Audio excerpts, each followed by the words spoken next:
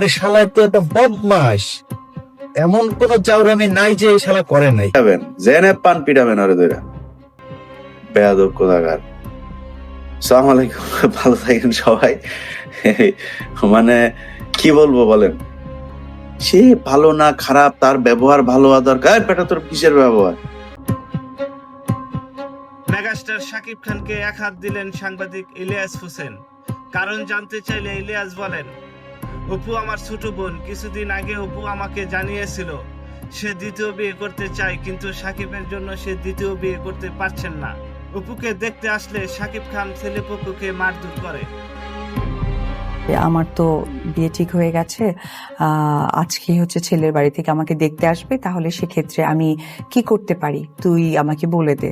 আচ্ছা ঠিক আছে, যা দেখি কি করা যায়। তো বললাম দেখ, সবসময় কিন্তু মারপিট করে কিন্তু কখনোই বিয়ে ভাঙানো যায় না।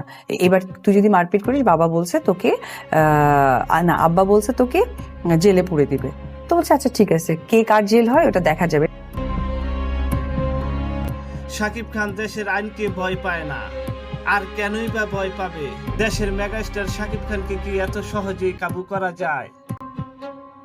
ব্যাপারটা আসলে এমন হবে সেটা আমার কখনোই কাম্য ছিল না। কিছু মানুষ আসলে আমার যে অবস্থানটা আমি ফিল করি এখন, অনেক সিনিয়ররাও আমাকে বলেছেন যে এই অবস্থানগুলোর মানুষের অদৃশ্য কিছু শক্তি থাকে, অশুভ শক্তি, যারা সবসময় চেষ্টা করে যে তাকে কিভাবে হেয় করা যায়, তার পজিশনটাকে কিভাবে নষ্ট করা যায়। আর সেই কাজগুলো খুব কাছের মানুষদের দিয়েই করে।